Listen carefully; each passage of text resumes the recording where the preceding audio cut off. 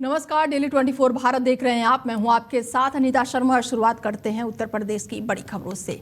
और बड़ी जानकारी निकलकर सामने आ रही है कि यूपी से बड़ी जानकारी आपको दे दें कि 10 जनवरी को सीएम योगी का प्रयागराज दौरा है। बड़ी जानकारी आपको दे दें कि माघ मेले को लेकर निरीक्षण करेंगे सीएम योगी आदित्यनाथ।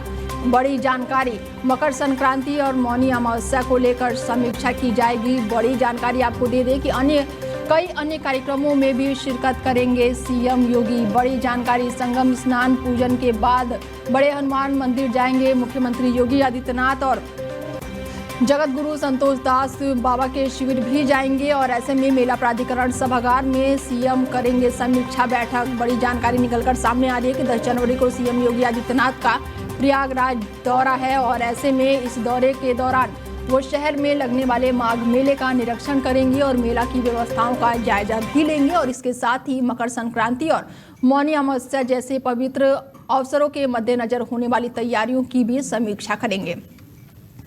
दौरे के दौरान मुख्यमंत्री कई कार्यक्रमों में शामिल होंगे। संगम पर होने वाले स्नान और पूजन के बाद वो बड़े हनुमान मंदिर पहुंचेंगे और इसके अलावा जगत गुरु संतोष दास के शिविर का भी दौरा करेंगे और वहां पर आयोजित गतिविधियों का अवलोकन भी करेंगे। मुख्यमंत्री अपने दौरे के दौरान मेला प्राधिकरण सभागार में बैठक भी करेंगे, जिसमें माघ मेले की सुरक्षा व्यवस्था और यातायात समेत कई तैयारियों की समीक्षा की जाएगी। उनका ये दौरा धार्मिक और प्रशासनिक दोनों दृष्टियों से बेहद ही महत्वपूर्ण माना जा रहा है।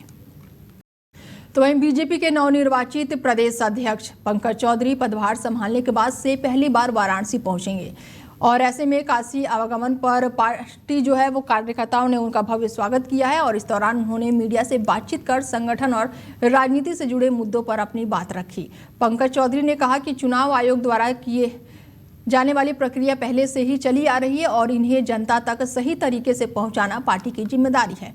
मनरेगा पर उठे सवालों को लेकर उन्होंने कहा कि बीजेपी सरकार ने समय समय पर कमियों को दूर करके व्यवस्थाओं को मजबूत किया है।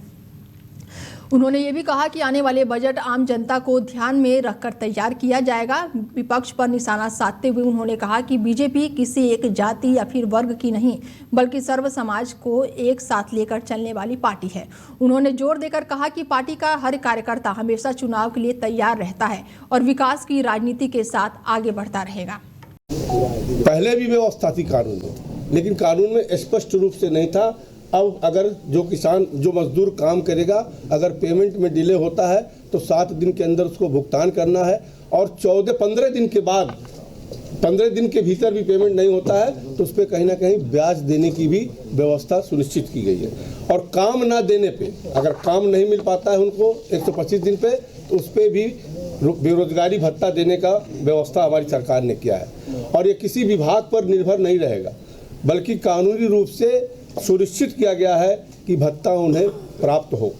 एक डाटा के माध्यम से मैं बताना चाहता हूं कि हमारी सरकार का कितना अप्रोच आपके सामने रखना चाहता हूं कि 2006 से 14 तक जब यूपीए की सरकार थी तो मनरेगा पे 2,12,909 करोड़ रुपए खर्च किए गए थे। और 2014 से जब एनडीए की सरकार आई है तो अगर आप देखें तो 8,48,140 करोड़ रुपया मनरेगा पे खर्च किया गया है।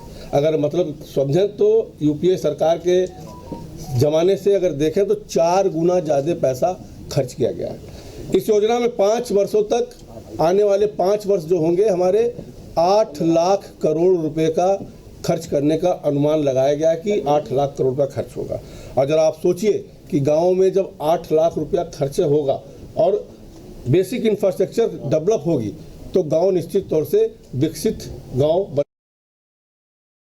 समाजवादी पार्टी के कद्दावर नेता और दुधिया विधायक विजय सिंह गोंडा का लखनऊ के अस्पताल में इलाज के दौरान निधन हो गया। उनके निधन की पुष्टि विधानसभा अध्यक्ष अवध नारायण यादव ने की है। लंबी समय से वो बीमार चल रहे थे और ऐसे में दोनों किडनी खराब हो गई थी, जिसके चलते उन्हें अस्पताल में भर्ती कराया गया था। और प्रदेश के 403वें अंतिम विधानसभा सीट से वो आदिवासी राजनीति के पितामह कहे जाने वाले गोंडा के निधन से पूरे सोनभद्र के आसपास इलाकों में शोक की लहर है। विजय सिंह आदिवासी समाज की आवाज़ बुलंद करने वाले अग्रणी नेताओं में शुमार थे और प्रदेश की 403वीं अंतिम विधानसभा सीट के आदिवासी राजनीति के पितामह भी कहे जाने वाले वो थे। और ऐसे में आज निधन से पूरे आसपास के क्षेत्र में शोक की लहर दौड़ पड़ी है। और ऐसे में विधानसभा में लगातार सक्रिय रहे सपा विधायक विजय सिंह को आदिवासी समाज का सशक्त आवाज के रूप में भी जाना जाता था।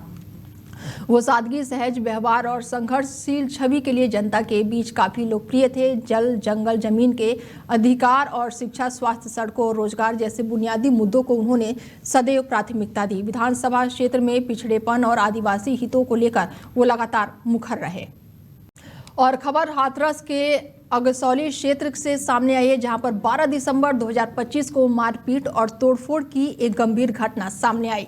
बताया जा रहा है कि पीड़ित व्यक्ति अपने बेटे की शादी के सिलसिले में गांव से बस के माध्यम से सिकारऊ रमावंत गुंज मैरिज हॉल जा रहा था और इस दौरान एक आरोपी ने अचानक से ही बस में घुसकर हंगामा शुरू कर दिया। आरोपी ने बस के अंदर जमकर तोड़फोड़ की और वाहन के शीशे भी तोड़ दिए। इतना ही नहीं, आरोपी ने बस के ड्राइवर और कंडक्टर के साथ भी मारपीट की, जिससे बस में अफरा तफरी मच गई। और घटना को देखते हुए आसपास के गांव के लोग भी मौके पर पहुंचे और किसी तरह ड्राइवर और कंडक्टर को आरोपी के चुंगल से बचाया। और अब आरोप है कि आरोपी ने बस में आग लगाने की भी कोशिश की, जिससे बड़ी अनहोनी होने का खतरा पैदा हो गया।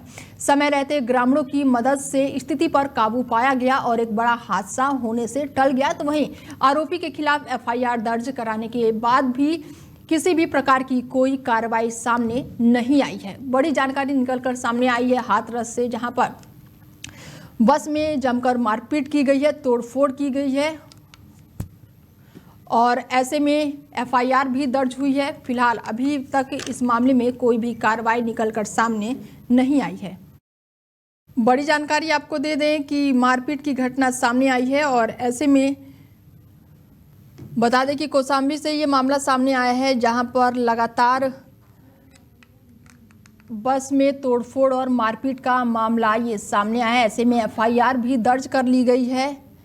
हाथरस का ये मामला बताया जा रहा है, जहां पर लगातार हंगामा भी देखने को मिल रहा है। ऐसे में मैरिज होम जा रहे थे बस से और इस दौरान एक आरोपी ने अचानक से ही की खबर हाथरस से है, जहां पर आरोपी ने बस जलाने की कोशिश की है और ऐसे में बड़ी खबर सामने आई है, जहां पर ये मारपीट की गई है। ऐसे में एफआईआर भी दर्ज हुई है और ये तस्वीरें हम बस के अंदर की दिखा रहे हैं, जहां पर किस तरीके से तोड़फोड़ की गई है, मारपीट की गई है और बस को आग के हवाले भी करने की कोशिश की गई है। ये घटना 12 दिसंबर 2025 की बताई जा रही है, जहां पर बस के अंदर घुसकर ये मारपीट की गई है और बड़ी घटना को अंजाम दिया गया है। ऐसे में बस में जमकर तोड़फोड़ हुई है।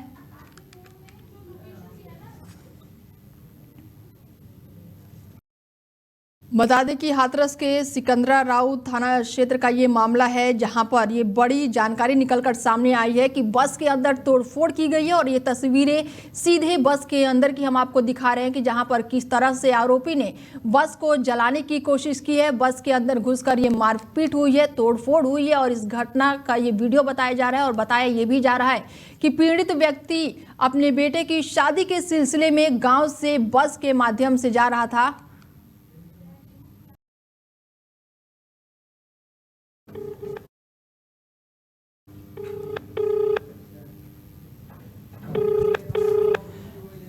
ये खबर हाथरस की है और इस मामले पर हम लगातार पुलिस अधीक्षक हाथरस को फ़ोन भी मिला रहे हैं और ऐसे में पुलिस अधीक्षक को लगातार हम फ़ोन कर रहे हैं, हालांकि वो फ़ोन अभी फिलहाल नहीं उठा पा रहे हैं। ये हमने उनको फ़ोन किया था पुलिस अधीक्षक हाथरस को और ऐसे में एक बार हम फिर उनको फ़ोन मिलाते हैं और देखते हैं कि निपुण अग्रवाल हैं पुलिस अधीक्षक हाथरस से, और एक बार हम फिर उनको संपर्क साधने की कोशिश करते हैं और देखते हैं कि वो फ़ोन उठाते हैं या नहीं।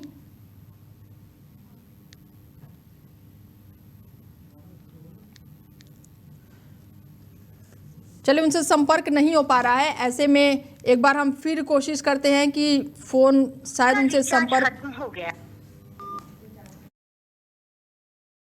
हो जाए। बस में तोड़फोड़ का और मारपीट का ये मामला आया है, बेहद ही गंभीर मामला है। हाथरस से ये मामला सामने आया है, जहां पर शादी में जा रहे युवक के साथ मारपीट हुई है और एक बार हम फिर से उनसे संपर्क साधने की कोशिश करते हैं। पुलिस अधीक्षक है हाथरस से निपुण अग्रवाल है और उनसे एक बार फिर से संपर्क साधते हैं। निपुण अग्रवाल हाथरस से हैं, हम लगातार उनसे संपर्क करने की पूरी कोशिश कर रहे हैं लेकिन वो फोन नहीं उठा रहे हैं और फिलहाल अब संपर्क नहीं हो पा रहा है। कहीं ना कहीं जो अधिकारी हैं वो इस मामले से पलड़ा झाड़ते हुए भी नजर आ रहे हैं। बड़ी जानकारी हम आपको बता दें कि जो अधिकारी हैं वो फोन नहीं उठा रहे हैं और कहीं ना कहीं ऐसे में जो अधिकारी हैं वो लगातार इस मामले से पलड़ा झाड़ते नजर आ रहे हैं। सीएम योगी आदित्यनाथ के कड़े आदेश के बाद भी कि आरोपियों के खिलाफ सख्त कार्रवाई हो, लेकिन कहीं ना कहीं अधिकारी जो है इस मामले से पलड़ा झाड़ते हुए नजर आ रहे हैं। लगातार हम उनको फोन मिला रहे हैं पर अधिकारी जो है वो फोन नहीं उठा रहे हैं और फिलहाल अभी उनसे हमने संपर्क किया लेकिन इस बारे में उनसे बातचीत नहीं हो पाई और आगे भी इस खबर पर हम अपडेट आपको देते रहेंगे। तो वहीं कौशाम्बी जिले में डेली 24 भारत की खबर का असर देखने को मिला है, जहां पर ई रिक्शा और टेम्पो चालकों ने एकजुट होकर चौराहे पर जाम न लगाने और यातायात नियमों का पालन करने की शपथ ली। और इस पहल के तहत करारी क्षेत्र में नुक्कड़ सभा का आयोजन किया गया, जिसमें पुलिस प्रशासन ने चालकों को सड़क सुरक्षा के प्रति जागरूक किया। नुक्कड़ सभा के साथ इस माध्यम से ई रिक्शा और टेम्पो चालकों को बताया गया कि चौराहे पर अनावश्यक वाहन खड़े करने से जाम की स्थिति बनती है, जिससे आम लोगों को काफी परेशानी होती है और दुर्घटनाओं का खतरा बढ़ जाता है। पुलिस ने चालकों को नियमों का पालन करने, निर्धारित स्थानों पर ही वाहन खड़े करने और यातायात व्यवस्था को सुचारू बनाए रखने की शपथ दिलाई है। और सड़क सुरक्षा अभियान के तहत करारी चौराहे पर आयोजित इस जागरूक कार्यक्रम का उद्देश्य सड़क दुर्घटनाओं में कमी लाना और लोगों को जान बचाना है। पुलिस और प्रशासन का मानना है कि इस तरह के अभियानों से वाहन चालकों में जिम्मेदारी की भावना बढ़ेगी और सड़कों पर सुरक्षा व्यवस्था मजबूत होगी। बड़ी जानकारी आपको दे दें कि कौशाम्बी से खबर है, जहां पर डेली 24 भारत की खबर का बड़ा असर देखने को मिला है। ई रिक्शा और टेम्पो चालकों ने शपथ ली है और अलीगढ़ से एक बड़ी जानकारी निकलकर सामने आ रही है, जहां पर एक बड़ी चोरी की घटना सामने आई है, जहां पर अज्ञात चोरों ने शटर काटकर एक ज्वेलरी की दुकान को अपना निशाना बनाए। और ये वारदात थाना महुआ खेड़ा के क्षेत्र के अंतर्गत विनय नगर स्थित जीबीएम मॉल के पीछे की बताई जा रही है। चोर दुकान से पूरी तिजोरी निकालकर फरार हो गए हैं और ऐसे में घटना को अंजाम देने वाले 3 अज्ञात चोर तिजोरी को बाइक पर रखकर ले जाते हुए आसपास लगे सीसीटीवी कैमरों में कैद हो गए हैं। बताया जा रहा है कि चोर तिजोरी को एक सुनसान जगह पर ले गए, जहां उसे काटकर अंदर रखे करीब 10 लाख रुपए कीमत के जेवरात निकाल लिए और मौके से फरार हो गए। घटना की जानकारी मिलते ही पुलिस मौके पर पहुंची और जांच शुरू कर दी। सीसीटीवी फुटेज के आधार पर चोरों की पहचान करने का प्रयास किया जा रहा है। वहीं इस चोरी की घटना से इलाके और व्यापारियों में दहशत का माहौल बना हुआ है। कौशाम्बी जिले के सरसावा ब्लॉक के अंतर्गत दानपुर ग्राम पंचायत की गौशाला की स्थिति बेहद ही चिंताजनक बनी हुई है। आरोप है कि ब्लॉक अधिकारी और ग्राम विकास अधिकारी, एडीओ, पंचायत और ग्राम प्रधान की मिलीभगत से गौशाला में बड़े पैमाने पर लापरवाही और अव्यवस्था फैली हुई है। बताया जा रहा है कि एक ही अधिकारी द्वारा 2 पदों पर कार्य करने के कारण जिम्मेदारियों का सही निर्वहन नहीं हो पा रहा है, जिसका सीधा असर गौशाला में रखे मवेशियों पर पड़ रहा है। गौशाला में गायों को ना तो पर्याप्त चारा मिल पा रहा है और ना ही पीने के लिए साफ पानी की व्यवस्था है। चारों ओर पानी की कमी के चलते गायें जो है वो कुपोषण का शिकार हो गई हैं और एक एक करके दम तोड़ रही हैं। ग्रामीणों का आरोप है कि सरकार की ओर से गौशालाओं के लिए जारी किए गए फंड का सही उपयोग नहीं किया जा रहा है, बल्कि कमीशनखोरी और लापरवाही के कारण हालात जो हैं वो बद से बदतर हो गए हैं। डॉक्टरों की अनदेखी और नियमित स्वास्थ्य जांच न होने से बीमार गायों का समय पर इलाज भी नहीं हो पा रहा है। जिम्मेदार अधिकारियों की उदासीनता के चलते गौशाला में रखे बेजुबान गाय जो है भूख और प्यास से तड़प रही हैं, जिससे प्रशासनिक व्यवस्था पूरी तरह से नाकाम साबित हो रही है। ग्रामीणों ने प्रधान और सचिव के खिलाफ सख्त कार्रवाई की मांग की है और मामले की निष्पक्ष जांच और दोषियों पर कार्रवाई की अपील की गई है। बड़ी जानकारी कौशाम्बी से आई है, जहां पर ग्रामीणों ने अब कार्रवाई की मांग तेज कर दी है और गौशाला बदहाल है और गाय जो है वो कुपोषण का शिकार है। चारा पानी की कमी है और जिससे मवेशियों की मौत हो रही है। ऐसे में कमीशनखोरी और लापरवाही का मामला ये सामने आया है, जहां पर स्थिति जो है वो बेहद ही बदतर हुई पड़ी है। ये तस्वीरें हम आपको गौशाला के अंदर की दिखा रहे हैं कि किस तरह से जो गाय हैं वो किस तरह से दिखाई दे रही हैं, जहां पर फंड तो मिल रहा है लेकिन फंड का सही उपयोग नहीं हो रहा है। और चलिए इस मामले में हम अधिकारी को फ़ोन लगाते हैं, सीडीओ विनोद राम त्रिपाठी को हम फ़ोन लगाते हैं इस मामले में।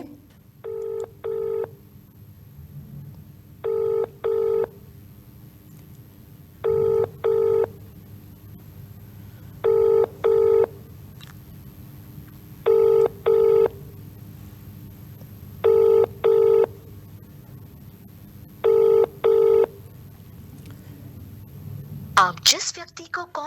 तो ये थे दानापुर ग्राम पंचायत के सीडीओ विनोद राम त्रिपाठी। फ़ोन मिलाया गया, हालांकि अधिकारी ने फ़ोन नहीं उठाया और एक बार हम उनसे फिर से संपर्क करने की कोशिश करेंगे और देखते हैं कि वो फ़ोन उठाते हैं या नहीं। सीडीओ विनोद राम त्रिपाठी का हम फ़ोन मिला रहे हैं। विनोद राम त्रिपाठी जी से बात हो रही है मेरी आवाज़ आ रही है सर आपको? विनोद राम जी, हम एक बार फिर उनको संपर्क साधने की कोशिश करेंगे।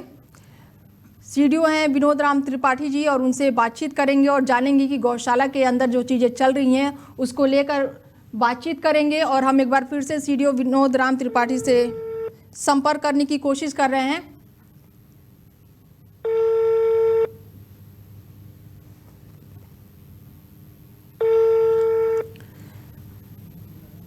ठीक है, ये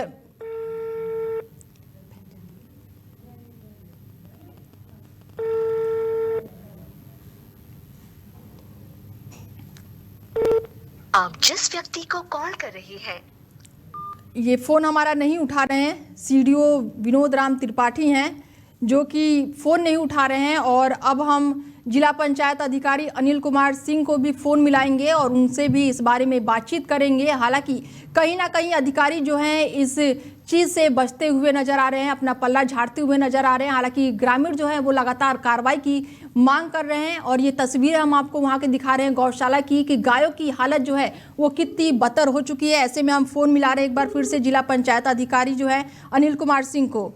अनिल कुमार सिंह से मेरी बात हो रही है? हाँ, कौन? डेली 24 भारत से मैं बात कर रही हूँ जी।